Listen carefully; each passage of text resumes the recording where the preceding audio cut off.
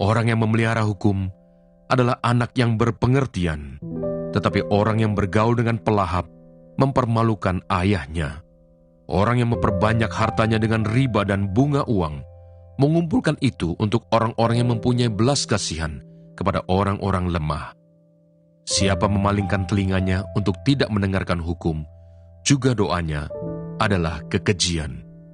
Siapa menyesatkan orang jujur ke jalan yang jahat, akan jatuh ke dalam lubangnya sendiri. Tetapi orang-orang yang tak bercela akan mewarisi kebahagiaan. Orang kaya menganggap dirinya bijak, tetapi orang miskin yang berpengertian mengenal dia. Jika orang benar menang, banyaklah pujian orang. Tetapi jika orang fasik mendapat kekuasaan, orang menyembunyikan diri. Siapa menyembunyikan pelanggarannya tidak akan beruntung, tetapi siapa mengakuinya dan meninggalkannya akan disayangi. Berbahagialah orang yang senantiasa takut akan Tuhan, tetapi orang yang mengeraskan hatinya akan jatuh ke dalam malapetaka. Seperti singa yang meraung atau beruang yang menyerbu, demikianlah orang fasik yang memerintah rakyat yang lemah. Seorang pemimpin yang tidak mempunyai pengertian, keras penindasannya, tetapi orang yang membenci laba yang tidak halal memperpanjang umurnya. Orang yang menanggung darah orang lain akan lari sampai ke liang kubur. Janganlah engkau menahannya. Yakobus pasal 4. Hawa nafsu dan persahabatan dengan dunia. Dari manakah datangnya sengketa dan pertengkaran di antara kamu? Bukankah datangnya dari hawa nafsumu yang saling berjuang di dalam tubuhmu? Kamu mengingini sesuatu, tetapi kamu tidak memperolehnya, lalu kamu membunuh. Kamu iri hati, tetapi kamu tidak mencapai tujuanmu, lalu kamu bertengkar dan kamu berkelahi. Kamu tidak memperoleh apa-apa karena kamu tidak berdoa. Atau kamu berdoa juga, tetapi kamu tidak menerima apa-apa karena kamu salah berdoa, sebab yang kamu minta itu hendak kamu habiskan untuk memuaskan hawa nafsumu. Hai kamu, orang-orang yang tidak setia, tidakkah kamu tahu bahwa persahabatan dengan dunia adalah permusuhan dengan Allah? Jadi barang siapa hendak menjadi sahabat dunia ini, yang menjadikan dirinya musuh Allah. Janganlah kamu menyangka bahwa kitab suci tanpa alasan berkata, roh yang ditempatkan Allah di dalam diri kita, diingininya dengan cemburu. Tetapi kasih karunia yang Yakobus pasal 4. Hawa nafsu dan persahabatan dengan dunia. Dari manakah datangnya sengketa dan pertengkaran di antara kamu? Bukankah datangnya dari hawa nafsumu yang saling berjuang di dalam tubuhmu? Kamu mengingini sesuatu, tetapi kamu tidak memperolehnya, lalu kamu membunuh. Kamu iri hati, tetapi kamu tidak mencapai tujuanmu, lalu kamu bertengkar dan kamu berkelahi. Kamu tidak memperoleh apa-apa karena kamu tidak berdoa. Atau kamu berdoa juga, tetapi kamu tidak menerima apa-apa karena kamu salah berdoa, sebab yang kamu minta itu hendak kamu habiskan untuk memuaskan hawa nafsumu.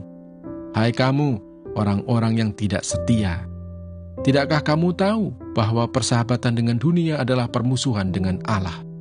Jadi barang siapa hendak menjadi sahabat dunia ini, yang menjadikan dirinya musuh Allah.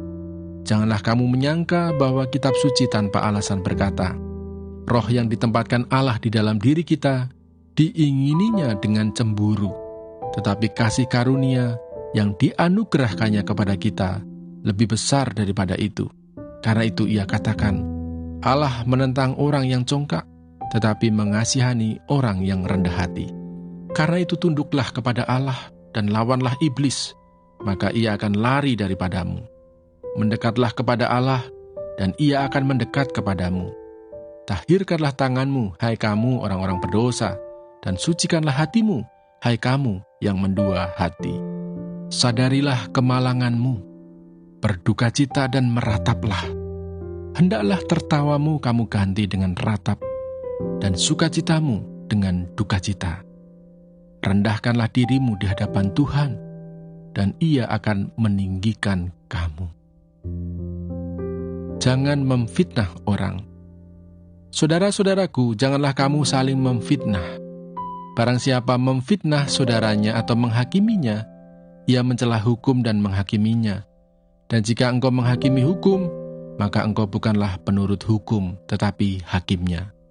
Hanya ada satu pembuat hukum dan hakim, yaitu Dia yang berkuasa menyelamatkan dan membinasakan. Tetapi siapakah engkau, sehingga engkau mau menghakimi sesamamu manusia?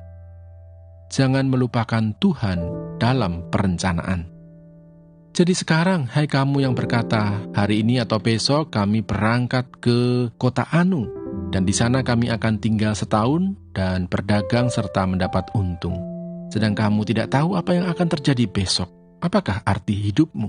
Hidupmu itu sama seperti uap yang sebentar saja kelihatan lalu lenyap. Sebenarnya kamu harus berkata, jika Tuhan menghendakinya, kami akan hidup dan berbuat ini dan itu. Tetapi sekarang kamu memegahkan diri dalam congkakmu, dan semua kemegahan yang demikian adalah salah. Jadi jika seorang tahu bagaimana ia harus berbuat baik, tetapi ia tidak melakukannya, ia berdosa. Yehezkiel pasal 38. Firman Tuhan tentang Gog di tanah Magog.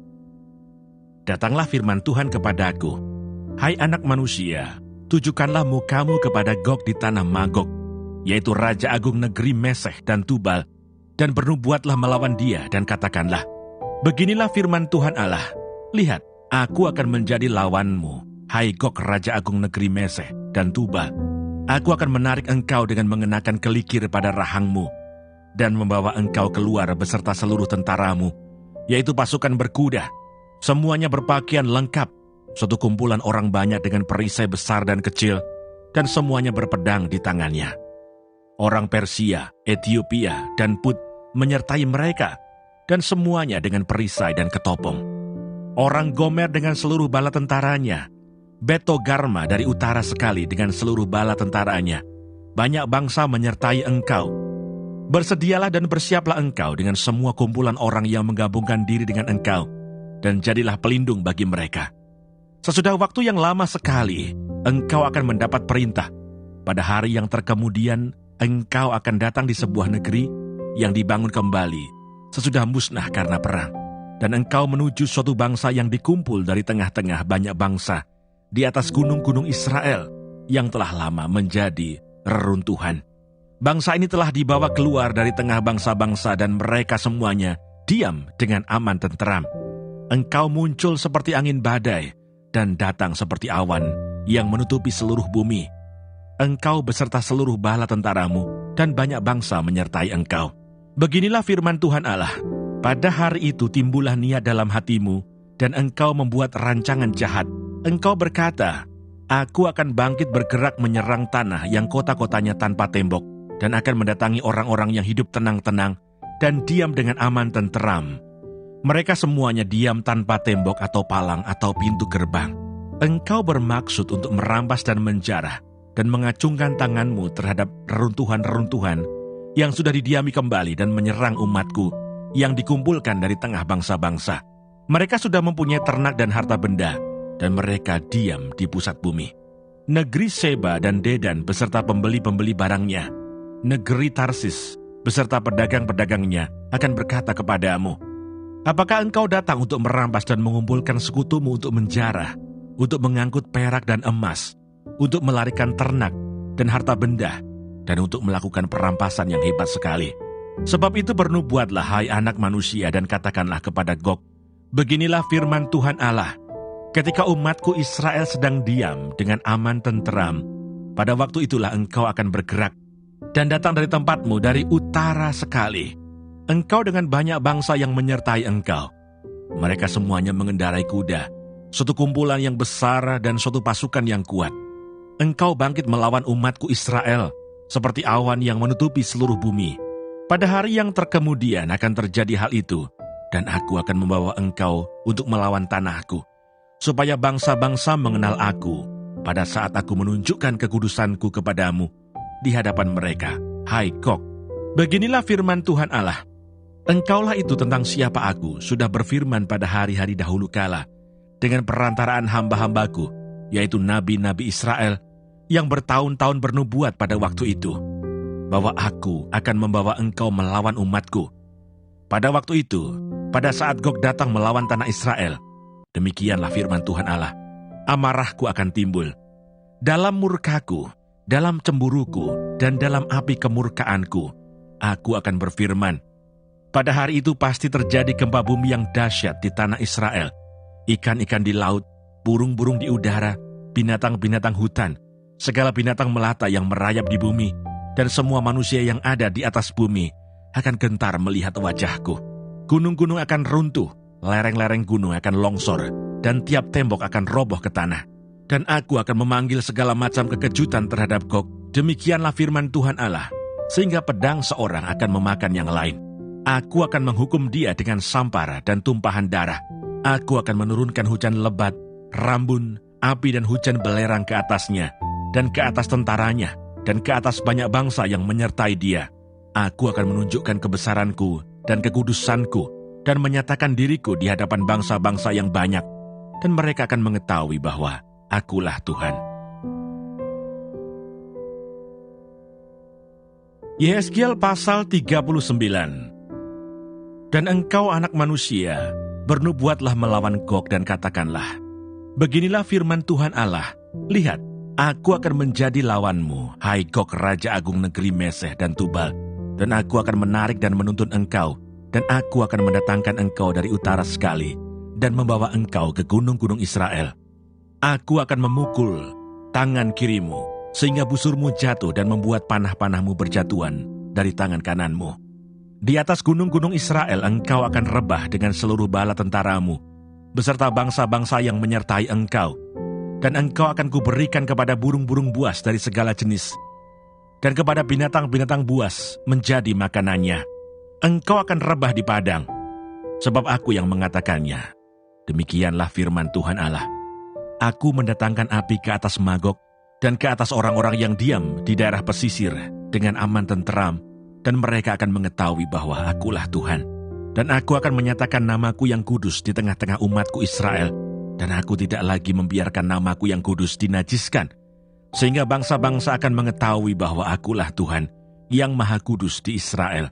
Sungguh, pasti datang dan terjadi, yaitu hari yang sudah kufirmankan. Dan yang diam di kota-kota Israel akan keluar dan menyalakan api, serta membakar semua perlengkapan senjata Gog, yaitu perisai kecil dan besar, busur dan panah, tongkat pemukul dan tombak, dan mereka membakarnya selama 7 tahun. Mereka tidak akan mengambil kayu dari hutan belukar, atau membelah kayu api di hutan-hutan, sebab mereka akan menyalakan api itu dengan perlengkapan senjata itu. Mereka akan merampas orang-orang yang merampas mereka, dan menjarah orang-orang yang menjarah mereka. Demikianlah firman Tuhan Allah. Maka pada hari itu aku akan memberikan kepada Gog suatu tempat di mana ia akan dikubur di Israel, yaitu lembah penyeberangan di sebelah timur dari laut, dan kuburan itu akan menghalangi orang-orang yang menyeberang. Di sana Gog akan dikubur dengan semua khalayak ramai yang mengikutinya, dan tempat itu akan disebut lembah khalayak ramai Gog. Kaum Israel akan mengubur mereka selama 7 bulan dengan maksud mentahirkan tanah itu, dan seluruh penduduk negeri turut menguburnya, dan hal itu menjadikan mereka kenamaan pada hari aku menyatakan kemuliaanku. Demikianlah firman Tuhan Allah. Beberapa orang dikhususkan untuk terus-menerus menjelajahi seluruh tanah itu, untuk mengubur orang-orang yang masih berkelimpangan di atas tanah, dengan maksud mentahirkannya. Sesudah lewat yang 7 bulan itu, mereka akan memeriksa tanah itu. Kalau mereka menjelajahinya, dan seorang menjumpai sepotong tulang manusia, maka ia harus meletakkan batu di sampingnya, sebagai tanda sampai tukang-tukang kubur menguburkannya di lembah khalayak ramai Gog. Dan ada juga nama kota Hamona. Dengan demikian mereka mentahirkan tanah itu. Dan engkau anak manusia, beginilah firman Tuhan Allah. Katakanlah kepada segala jenis burung-burung dan segala binatang buas, berkumpullah kamu dan datanglah, berhimpunlah kamu dari segala penjuru pada perjamuan korban yang kuadakan bagimu, yaitu suatu perjamuan korban yang besar di atas gunung-gunung Israel. Kamu akan makan daging dan minum darah. Daging para pahlawan akan kamu makan, dan darah para pemimpin dunia akan kamu minum. Mereka semuanya ibarat domba jantan, anak domba, kambing jantan, dan lembu jantan, ternak gemukan dari Basan. Kamu akan makan lemak sampai kamu kenyang, dan minum darah sampai kamu menjadi mabuk pada perjamuan korban yang kuadakan bagimu. Kamu akan menjadi kenyang pada perjamuanku dengan makanan, kuda dan penunggangnya, pahlawan dan semua orang perang. Demikianlah firman Tuhan Allah. Aku akan membuat kuasa kemuliaanku berlaku atas bangsa-bangsa, dan mereka semua melihat hukuman yang akan kujatuhkan, dan melihat tanganku yang akan memukul mereka. Dan kaum Israel akan mengetahui bahwa akulah Tuhan Allah mereka, mulai hari itu dan seterusnya. Dan bangsa-bangsa akan mengetahui bahwa karena kesalahannya kaum Israel harus pergi ke dalam pembuangan, dan sebab mereka berubah setia terhadap aku. Aku menyembunyikan wajahku terhadap mereka, dan aku menyerahkan mereka ke dalam tangan lawan-lawannya, dan mereka semuanya mati rebah oleh pedang. Selaras dengan kenajisan dan durhaka mereka, kuperlakukan mereka, dan kusembunyikan wajahku terhadap mereka. Oleh sebab itu beginilah firman Tuhan Allah. Sekarang aku akan memulihkan keadaan Yakub, dan akan menyayangi seluruh kaum Israel, dan cemburuku timbul untuk mempertahankan namaku yang kudus. Mereka akan melupakan noda mereka, dan segala ketidaksetiaan mereka yang dilakukannya terhadap aku. Kalau mereka sudah diam kembali di tanah mereka dengan aman tenteram, dengan tidak dikejutkan oleh apapun. Dan kalau aku sudah membawa mereka kembali dari tengah bangsa-bangsa, dan mengumpulkan mereka dari tanah musuh-musuh mereka, dan pada saat aku menunjukkan kekudusanku kepada mereka di hadapan bangsa-bangsa yang banyak, dan mereka akan mengetahui bahwa akulah Tuhan Allah mereka, yang membawa mereka ke dalam pembuangan di tengah bangsa-bangsa, dan mengumpulkan mereka kembali di tanahnya, dan aku tidak membiarkan seorang pun daripadanya tinggal di sana. Aku tidak lagi menyembunyikan wajahku terhadap mereka. Kalau aku mencurahkan rohku ke atas kaum Israel, demikianlah firman Tuhan Allah,